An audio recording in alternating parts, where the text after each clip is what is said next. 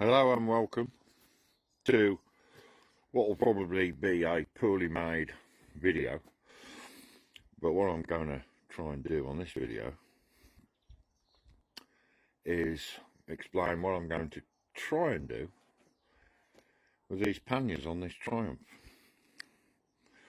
Now anyone who's got a Triumph 800, it might be the same on the 1200, I don't know.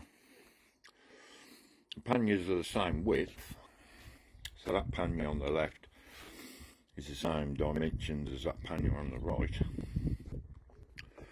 but because of the exhaust, the right hand side of the bike sticks out more than the left hand side.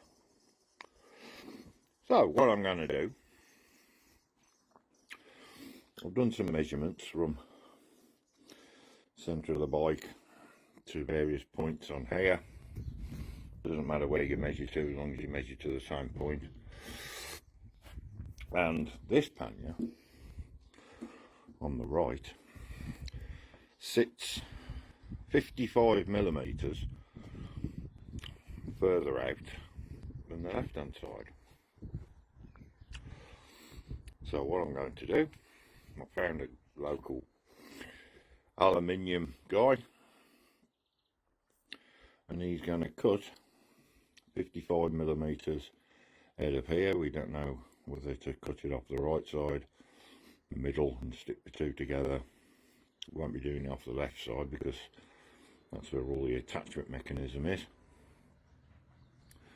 My favourite option at the moment is to cut down that black line I've marked there, all the way around, push this right hand side in, remake the bevel, move these obviously and these corner pieces. I have to take all those off first, but he said that's easy enough. He said he can get the same sort of rivets again. We'll have to lose a bit of this corner here when it comes in, because it will have to come in 55 mil, and the same on the other end where the hinge is.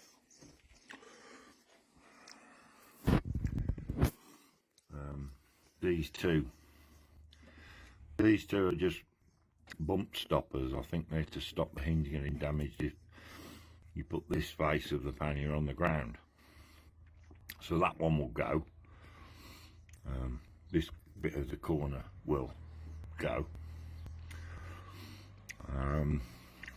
But he's confident we can do it. I'm confident he can do it. 55 millimeters doesn't sound a lot, but if you want to know what that is in ye oldie fashioned imperial measurements, go and look on the internet. 55 mil, 5.5 centimeters, and I think the bike will be more, well, it will be equal both sides instead of that right hand side sticking out. This is part one. Part two might be the guy actually doing some work on it, if he lets me video him. I don't think he will, because it's a factory. It's not a, he's not a guy who works on his own, he works in a factory. So that might be part two, and then there'll be a part after that when it's all done and on the bike. So catch you around, take care.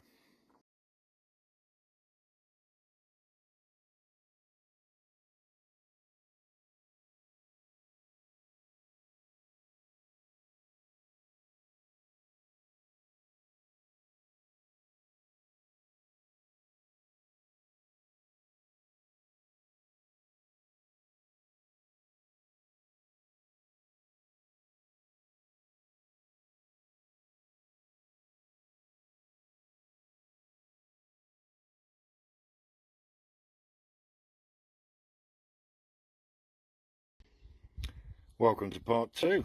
It's been a few weeks after the first video, but it took the guy a while to modify that right hand side pannier, and as you can see,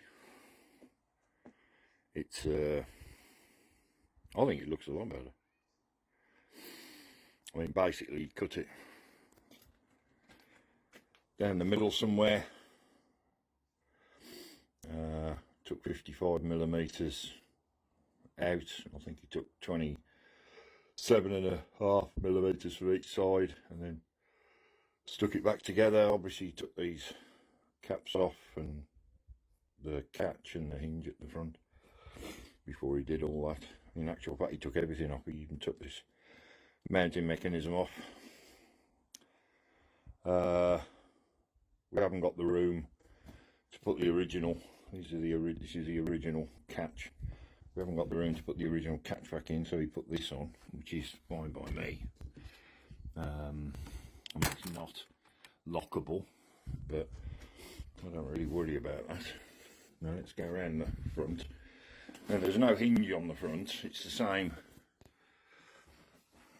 flip catch on the front, so there's no hinge. There's just two catches, and that's the inside of the lid. I mean, obviously you have to cut the plastics around and the rubber seal and glue it all together, and the rivets is used to put the plastic corners on.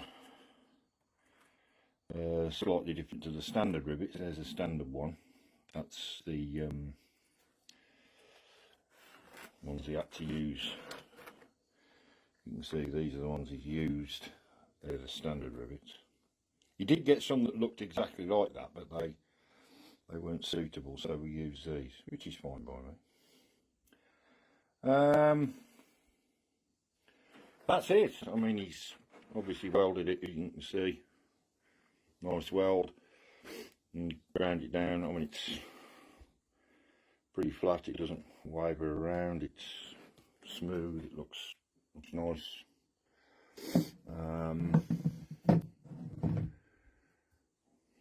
And I think, all in all, that's been a worthwhile, well, for me, it's a worthwhile exercise. Some people might disagree. They might think, what a waste of time, but that's up to you. I prefer this setup.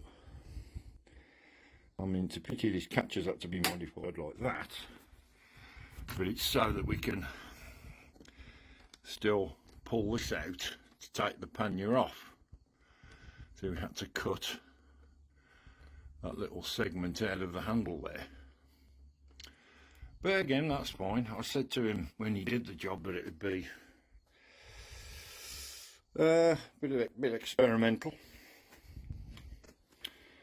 It's cost me just over £200, British pounds, which when you consider the cost of one of these panniers, I mean, it's a lot of money, but it's done exactly what I wanted. The bike is now an equal